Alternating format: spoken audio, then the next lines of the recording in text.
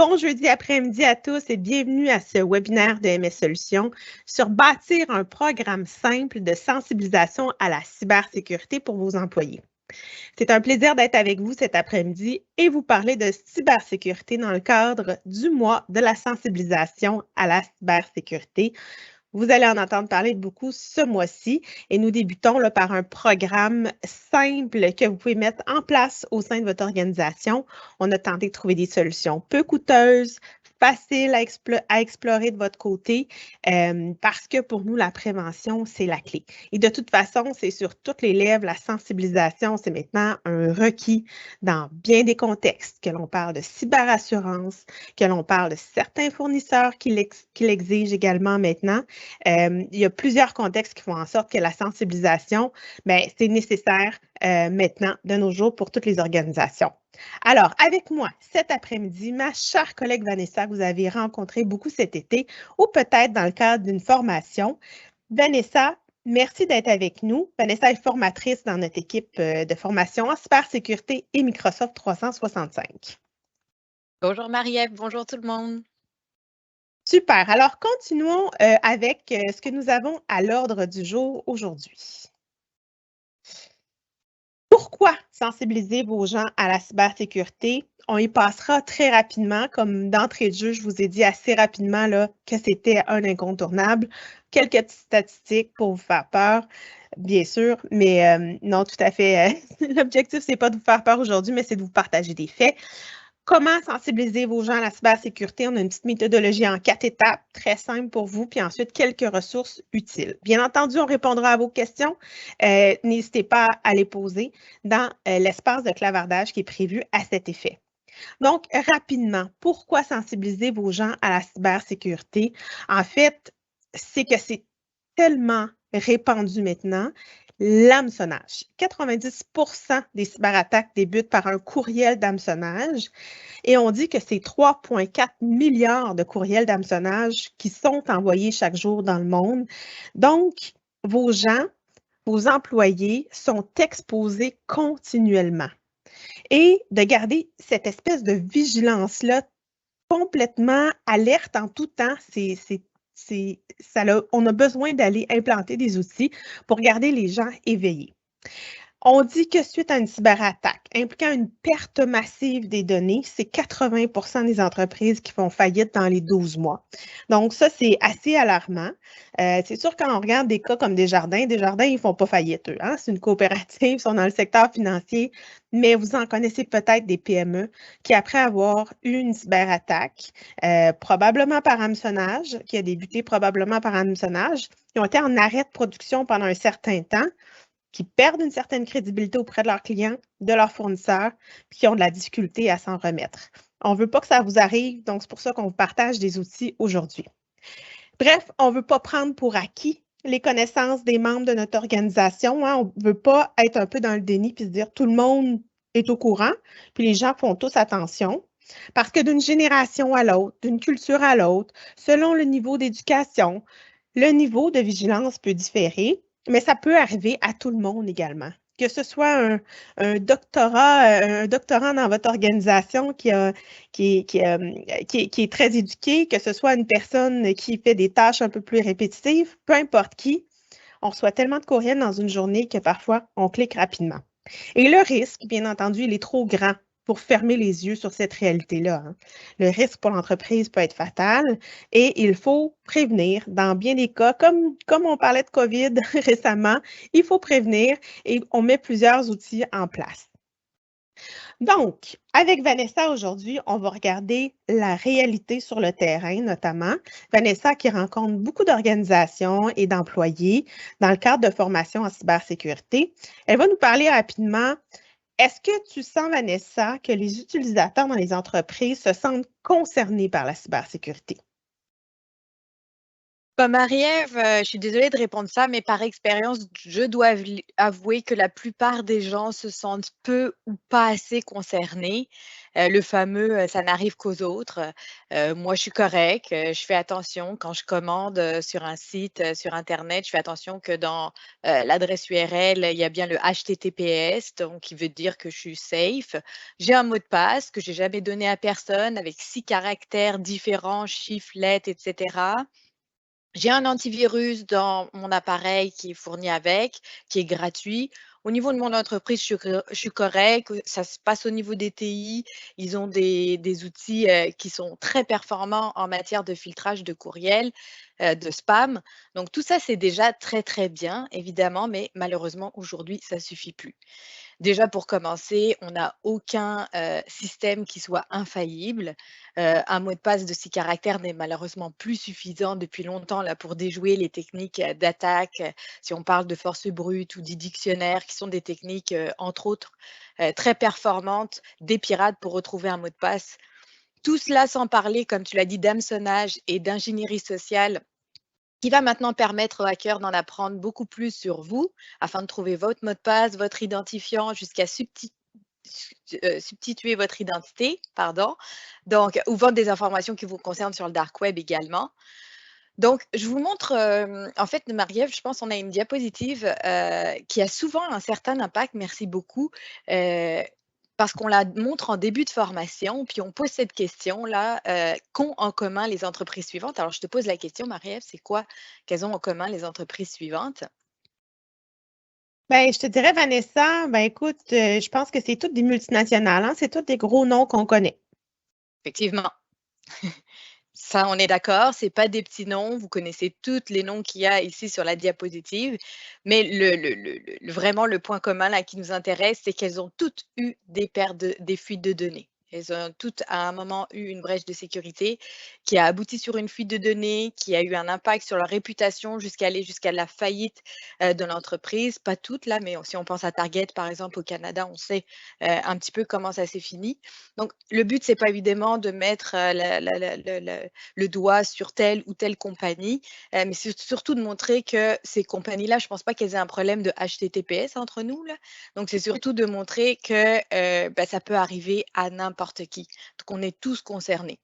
Alors c'est sûr que ça peut paraître quelque chose de pas très attrayant, la cybersécurité au début. On doit se protéger contre une menace, on rajoute, de la sécurité, donc les gens ont parfois l'impression que les processus sont plus fastidieux, plus difficiles, mais bon, on le sait là, une habitude ça prend quoi? 21 jours? Donc c'est juste de prendre des nouvelles habitudes.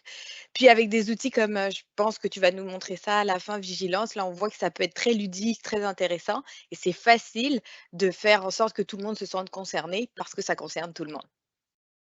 Hey, super, merci Vanessa pour cette intro. Puis effectivement, il ne faut pas prendre pour acquis que les gens savent et ça reste que c'est des humains, hein, puis que ça reste toujours une potentielle faille de cybersécurité. Alors, allons rapidement dans le vif du sujet. Comment sensibiliser vos gens à la cybersécurité? 4 points simples aujourd'hui. Diffuser de l'information, responsabiliser, former et simuler. Donc, 4 étapes qu'on regarde ensemble un peu plus en détail et qui peuvent faire l'objet là, d'un bon programme de sensibilisation en interne chez vous. Alors, quand on parle de diffuser de l'information, Vanessa, veux-tu nous donner quelques exemples ou quelques idées qu'on pourrait partager avec nos gens pour qu'ils parlent? Le plus qu'ils en parlent, puis le plus que les gens se sentent concernés, hein, n'est-ce pas? Tout à fait. Premièrement, on pourrait faire, comme c'est indiqué ici, là, des campagnes de communication sur le sujet. Tu dois connaître ça assez bien, Marie-Ève, les campagnes de communication. Bah, c'est très adapté pour la cybersécurité via des infolettres, une rubrique dans l'intranet, des dîners-conférences. Pourquoi pas organiser une semaine de la cybersécurité? Donc, vous avez ici quelques exemples de sujets dont vous allez pouvoir traiter, tels que l'importance des mots de passe robustes. Là, on en parlait tout à l'heure. Sachez qu'un mot de passe de 6 caractères n'est plus du tout, ne fait plus partie des recommandations. Là, on est plus dans les 14 à 16 caractères. On peut aussi donner des conseils sur la cybersécurité pour le télétravail, parce qu'on est beaucoup plus en mode hybride maintenant, on le sait, et tout ce qui est sécurité informatique à la maison va avoir un impact sur le travail et inversement. Donc, ça va être important de pouvoir sensibiliser les gens également à ce niveau-là. Donc, vous allez avoir plusieurs sujets comme ça, même le Centre canadien de la cybersécurité regorge d'idées à ce niveau-là. Vous allez pouvoir aller voir le contenu, les outils et pouvoir partager avec vos gens pour les sensibiliser.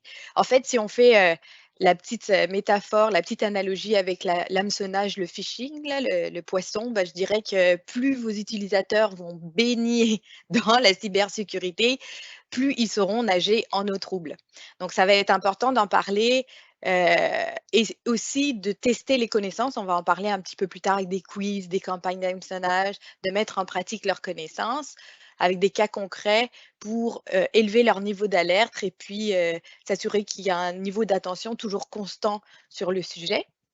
Et enfin, informez vos équipes au niveau de la politique de sécurité informatique qu'il y a au sein de votre corporation pour qu'ils puissent l'appliquer en toute connaissance de cause.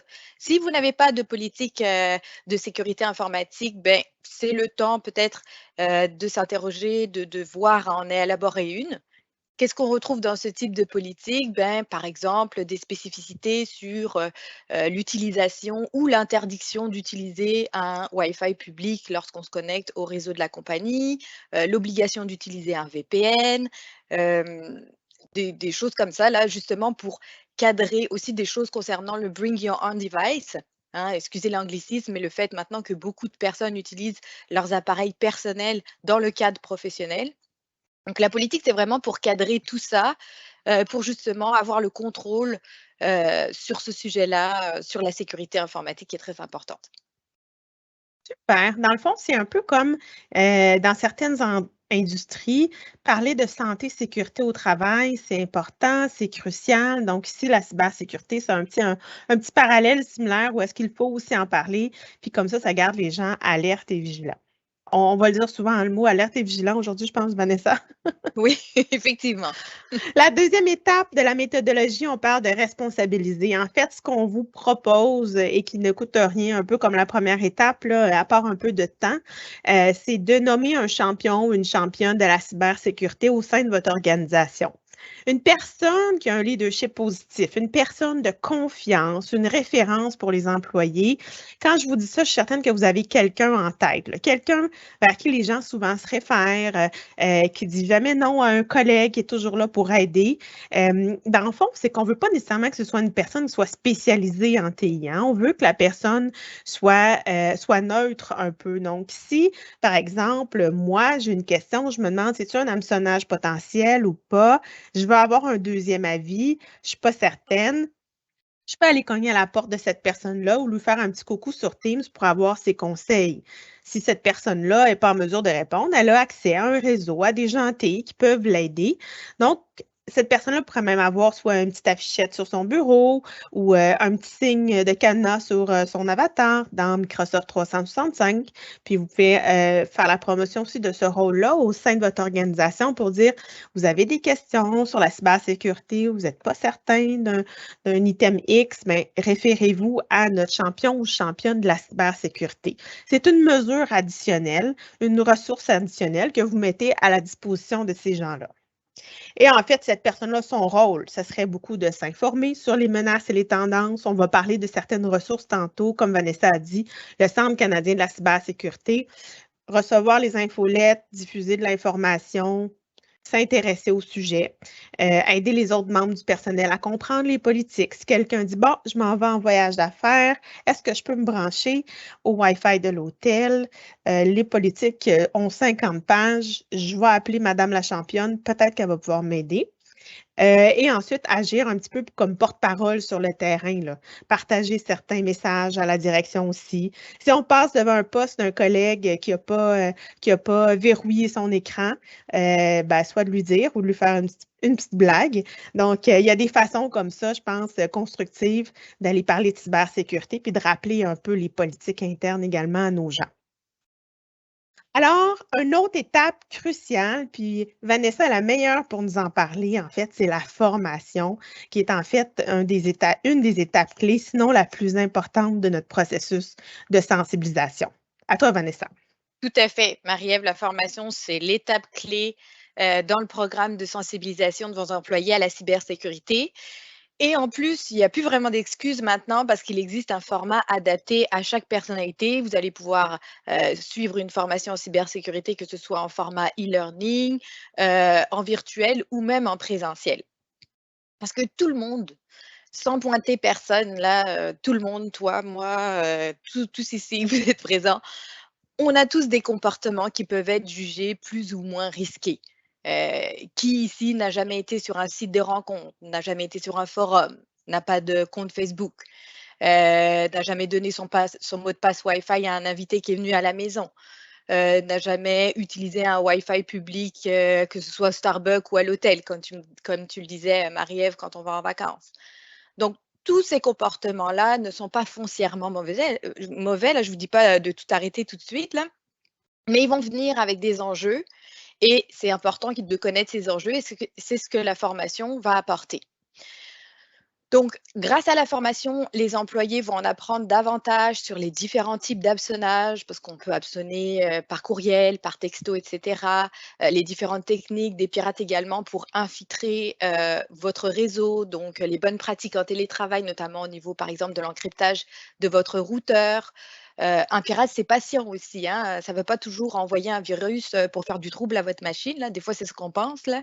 Mais c'est souvent de rester là de façon silencieuse à observer et à récupérer l'information dont il a besoin. Et c'est là qu'on parle d'ingénierie sociale, de fraude du président, excusez-moi, j'en perds mes mots. Donc tout ça, ce sont des attaques connues et que vos employés devraient connaître également pour mieux se prémunir, être moins exposés, qu'on puisse leur montrer les bonnes pratiques, les outils et les comportements à avoir afin d'être le plus sécuritaire possible. Donc, on n'oublie pas évidemment de rendre obligatoire la formation à l'arrivée de chaque employé. Tu l'as dit, Marie-Ève, également, les assurances exigent désormais que les employés d'une compagnie soient formés sur la cybersécurité. Et on va répéter ces formations régulièrement. Donc, une fois par année, c'est bien. Tout d'abord, parce qu'on oublie, hein. Je sais qu'au Québec, je me souviens, mais on oublie quand même. Et puis la deuxième chose, c'est que les techniques des pirates, des hackers changent, elles évoluent. Exemple concret, l'authentification multifacteur qui est quelque chose qu'on recommande à 200 comme une bonne pratique en matière de sécurité numérique. Maintenant, les hackers en ont fait un outil pour pouvoir infiltrer vos connexions. Donc, s'ils se sont déjà procuré votre adresse courriel et votre mot de passe, ils peuvent vous envoyer la fameuse notification qui va vous pousser à, en acceptant finalement la connexion, que ce soit un pirate qui puisse entrer dans votre système. Super, Vanessa. Puis comme tu le disais, la formation obligatoire, je pense que le mot est aussi important parce que souvent, on a peur de rendre quelque chose obligatoire dans une organisation. On veut aussi que nos gens, tout dépendamment de l'industrie, fassent du temps facturable ou qu'ils soient productifs. Mais cette formation-là, de la rendre obligatoire, c'est primordial. Puis je me souviens, on l'a fait, nous, en début d'année, tu vas t'en souvenir, toi aussi, Vanessa, on l'a fait, cette formation-là chez MS. Puis les gens qui ne l'ont pas fait se sont fait talonner, hein, parce que c'était nécessaire et pour le bien de l'entreprise et dans un contexte de renouvellement de cyberassurance. Donc, c'est la clé, hein. La formation, il ne faut pas le négliger. Effectivement, tout à fait. Donc, pour conclure au niveau de la formation, un article a été publié, une petite étude a été faite là, dans le contexte de la presse le week-end dernier qui disait que 74 des PME étrangères ont offert de la formation en cybersécurité à leurs employés, tandis qu'au Québec, c'est un mince 48 Donc, n'oubliez pas, c'est juste un petit rappel que cette formation-là en cybersécurité, elle est éligible à la loi sur les compétences, la fameuse loi du 1 et que vous pouvez vous en prévaloir. Donc, il y a des ressources et ça peut donc faire l'objet d'un crédit d'impôt, si je ne me trompe pas, cette fameuse loi du 1 . Donc, on va passer maintenant rapidement à la simulation, hein, la 4e étape de notre processus qui veut à simuler, faire semblant que vous recevez des campagnes d'hameçonnage, en fait, des courriels d'hameçonnage, pardon, et de la formation continue. Donc, je vais vous partager rapidement mon écran en mode plateforme vigilance. Donc, j'ai fait le petit échange d'écran. Donc, ce que vous voyez à l'écran, c'est la plateforme employée. OK? L'objectif aujourd'hui, ce n'est pas de vous faire une démo détaillée. C'est un tout petit survol. On n'ira pas dans la plateforme gestionnaire. S'il y en a qui veulent une démo détaillée, vous ferez appel à nous. Ça va nous faire plaisir. Mais pour les fins du webinaire aujourd'hui, notre sujet principal, ce n'est pas vigilance. Donc, je vous présente mon interface à moi. Donc, ce que vous voyez à l'heure actuelle, c'est mon résumé ou mon tableau de bord par rapport à la sensibilisation à la cybersécurité. Donc, rapidement, ce qu'on voit ici, on voit si on a des tâches en suspens. Pour l'instant, j'en ai pas. Si j'avais des formations en retard ou obligatoires, je les verrais ici. On me suggère une formation ici sur l'hameçonnage qui est interactif et sur l'ingénierie sociale. C'est une formation supplémentaire que je peux suivre si j'en ai envie.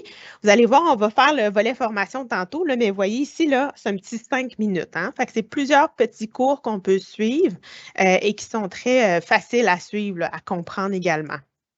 Donc, on a quelques nouvelles un petit peu plus bas en matière de cybersécurité.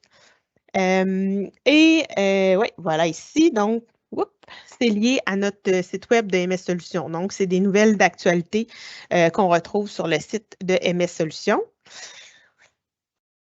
Et voilà, ici. Donc, on en parle ici un petit peu. Vous voyez ici la cote de risque. En fait, c'est un des éléments les plus intéressants de la plateforme Vigilance. La plateforme Vigilance va vous accorder une cote de risque par rapport à différentes étapes du parcours. C'est vraiment un parcours de sensibilisation à la cybersécurité. Le parcours débute par un sondage. Donc, on vous sonde sur vos habitudes, vos connaissances. Est-ce que vous avez l'habitude de partager vos mots de passe? Est-ce que vous avez le même mot de passe partout? Il faut répondre de façon honnête et sincère, bien entendu. Et ensuite, on vous envoie des formations obligatoires à suivre. S'ensuit l'étape des courriels d'hameçonnage. Donc là, avec le sondage, avec la formation, on passe en pratique les simulations d'hameçonnage. Puis je vais vous montrer des exemples dans quelques minutes. Et ensuite, on a un sondage de complétion du processus. Ensuite, on a des simulations d'hameçonnage de façon régulière, environ mensuelle, je vous dirais, mais c'est très aléatoire. Puis c'est pas pareil d'un individu à l'autre, puis c'est pas le même niveau de difficulté. Si moi, par exemple, ma cote de risque est à 531, c'est parce qu'on voit ici que j'ai signalé, le taux de signalement, c'est de 100 %. J'ai été capable d'identifier 100 % des tentatives d'hameçonnage qu'on m'a envoyées. Et là, ça s'en vient de plus en plus difficile. Là, ça s'en vient de plus en plus complexe à identifier parce que c'est progressif. Quelqu'un qui aurait identifié 50 % des hameçonnages qu'ils ont reçus ne serait pas rendu à des hameçonnages plus complexes. Hein? C'est adapté à chacun. Puis on voit ici, chaque personne a un rendement individuel par rapport à la sensibilisation, à l'exposition au risque, aux différents incidents. Et on a aussi un volet de récompense. Donc, c'est un outil qui est très, très, très complet. OK? Si on regarde ici juste un petit peu plus en détail au niveau des formations, on voit ici les sondages que j'ai complétés, hein, l'enquête de début de programme, le sondage de fin de programme également. Vous pouvez voir ici les cours qui ont été complétés. Qu'est-ce qui est obligatoire? J'avais une échéance également. Puis j'ai une deuxième page ici. Donc, il y en a eu qui étaient recommandés, d'autres qui étaient obligatoires. Et on pourrait aller, il y a des certificats. On a aussi des certificats ici. Les hameçonnages ici, on a un petit peu plus de détails. Donc, les hameçonnages que moi, j'ai signalés. Donc, le plus récent là, parlait de signaler un nouveau périphérique qui s'était branché à LinkedIn. Puis je vais être honnête avec vous, là, c'est pas les hameçonnages, c'est plus plein de fautes d'orthographe puis tout croche comme c'était avant, là. C'est de plus en plus sophistiqué, puis on peut tous se faire avoir, moi compris. Puis quand j'ai vu ça, la seule raison pour laquelle j'ai pas cliqué, c'est que je me souviens que c'est mon adresse courriel personnelle qui est liée à mon compte LinkedIn et non mon adresse MS. Donc je me suis dit, ça se peut pas que je reçoive ça comme ça. Donc il y a des petits signaux comme ça, puis si on clique trop vite, on les perçoit pas, hein. Donc, finalement, on peut aussi aller au niveau des incidents. Là. Ici, dans mon cas, il n'y a pas eu d'incident. Puis des récompenses. C'est un petit peu ludique, c'est un peu plaisant. Puis en fait, on peut aussi en faire une activité en entreprise, hein, en faire un concours. Rendez ça positif. Puis c'est ça l'objectif avec Vigilance, c'est pas d'aller dans une méthode où est-ce qu'on tape sur les doigts des gens puis on est dans un esprit négatif. On va être dans l'apprentissage, dans le positif, dans l'évolution également. Je vous épargne la console gestionnaire, mais il y a des rapports qui sont disponibles, hein. Vous pouvez sortir un rapport des codes de risque de tous vos employés. Vous pouvez voir lesquels ont réussi toutes les simulations d'hameçonnage. Vous pouvez voir les rendements individuels de chaque personne pour voir c'est qui les personnes qui sont plus à risque. Une personne qui ne signalerait pas son courriel d'hameçonnage pourrait être requis de suivre une formation additionnelle. C'est comme ça qu'on va aller bâtir la vigilance des gens. Donc, c'est un petit survol cet après-midi de cette plateforme-là qu'on adore et qu'on aime beaucoup. Puis, on se taquine même à l'interne sur nos cotes de risque. On en est tous bien fiers. Donc, on passe maintenant, avant d'aller aux ressources, excusez-moi, il me restait une petite diapositive ici. En fait, c'est les gens, hein. Il ne faut jamais oublier que c'est les individus qui sont derrière tout ça et que c'est eux qui représentent le risque le plus grand en matière de cybersécurité. C'est bien ça, hein, Vanessa? Oui, effectivement, ça reste la variable qui est inconnue, sur laquelle on n'a pas le contrôle. Donc, c'est pour ça que d'investir dans un bon programme de sensibilisation, c'est vraiment pas perdu. Donc, ce serait vraiment dommage, puis dommage, c'est peut-être pas le bon mot, là, qu'un simple clic sur un courriel mène à tout ce qu'on a vu tout à l'heure, un impact réputationnel, jusqu'à des grosses fuites de données, jusqu'à une perte jusqu'à la faillite, on peut le dire pour certaines compagnies. Donc, c'est pour ça que c'est important que l'humain, qui est la variable, comme on disait, inconnue, soit sensibilisé là-dessus. Tout à fait. Puis, on va se le dire, le coût d'implanter un tel programme n'est jamais aussi élevé que le coût de faire face à ce type d'attaque. Puis ça semble tellement loin pour certaines entreprises, là. Puis parce que nous, on le voit, là, on les voit, nos clients, là, puis souvent, là, ils ont beau être sécurisés bord en bord, là, mais le risque zéro n'existe jamais. Puis le risque le plus grand, c'est l'employé, en fait. Donc, pour conclure, pour parler un peu de ressources qui sont utiles dans ce contexte-ci, on l'a mentionné tantôt. Le Centre canadien de la cybersécurité peut être votre meilleur ami si vous souhaitez mettre en place un programme de sensibilisation pour vos employés. Beaucoup de contenu, beaucoup d'outils, beaucoup d'actualités, puis tout ça, c'est bilingue, hein? Et c'est vérifié. Donc, il n'y a pas de fake news sur cette plateforme-là. Donc, si vous voulez mettre en place un infolettre, si vous voulez mettre des rubriques sur votre intranet, c'est là que vous allez pouvoir puiser du contenu. Pas besoin de le réécrire. On peut simplement aller chercher le contenu et citer la source. Puis comme ça, vous avez une matière riche pour vos employés. Le portail Pensée Cybersécurité offre du contenu très pertinent. C'est eux qui mettent en place, en fait, le mois de la sensibilisation à la cybersécurité. Ils vous proposent un programme sur 4 semaines. Ça n'a pas besoin d'être en octobre. Si votre période creuse, vous, c'est au mois de janvier, ben, ça peut être un excellent moment pour ça. Les infolettes de MS, on fait de notre mieux pour vous informer le plus rapidement possible dans les contextes de cybersécurité. On a un livre blanc aussi sur la sensibilisation à la cybersécurité que vous allez recevoir avec le courriel de post-webinaire qu'on appelle. Je pense que Vanessa, tu voulais nous parler également d'une autre ressource intéressante pour les gens qui sont à l'écoute. Oui, effectivement, c'est quelque chose dont on parle en formation, là, parce que Comme on l'a dit au début, la cybersécurité, c'est l'affaire de tout le monde, mais on le voit là de plus en plus, malheureusement, la cible des hackers, c'est nos enfants, c'est nos adolescents qui sont immergés dans le numérique, que ce soit les forums, les jeux vidéo, les réseaux sociaux. Et quelquefois, à cet âge-là, c'est un petit peu difficile d'aller imposer sa recommandation, son opinion.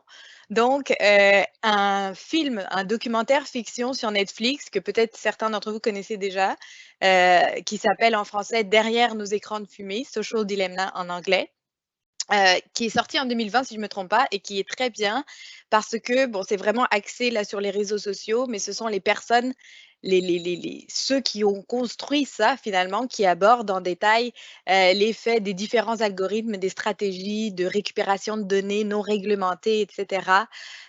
Donc, comme je vous dis, c'est des gens de Google, de Facebook, la personne qui a créé le Thumbs Up, qui vont eux-mêmes expliquer comment c'est fait et qui mettent en évidence la réalité troublante des médias sociaux. Génial, merci Vanessa. Je pense qu'avec tout ça, les gens vont être outillés pour démarrer un bon programme. C'est le mois de la sensibilisation à la cybersécurité. Comme on tient tellement à la prévention, c'est d'y garder, on va faire un beau rabais. 20 de rabais si vous suivez une formation sur la cybersécurité en ligne sur la plateforme de Yazi. 20 de rabais sur toute formation de cybersécurité suivie en octobre en virtuel avec la présence de Vanessa ou de son collègue Gino. Donc, c'est une petite promotion qu'on voulait mettre en place dans ce contexte-ci. Et maintenant, c'est l'heure de répondre à vos questions. On a quelques questions sur le chat, Vanessa. On se partage ça puis on répond à nos gens le plus possible. Super. Allons-y. Oui, allons-y. Ça marche. Donc, je te lance la première question, puis je complète au besoin. Quelqu'un nous demande si les formations peuvent faire partie d'un module RH. Complètement. Je veux dire, à l'intégration d'un employé, la formation sur la cybersécurité a tout à fait sa place. Au début du cursus d'un employé dans une compagnie, c'est comme la base, ça ferait partie des fondations, si je puis dire. Donc effectivement, c'est une très belle idée ou c'est même une recommandation que de l'inclure dans le programme d'intégration d'un nouvel employé.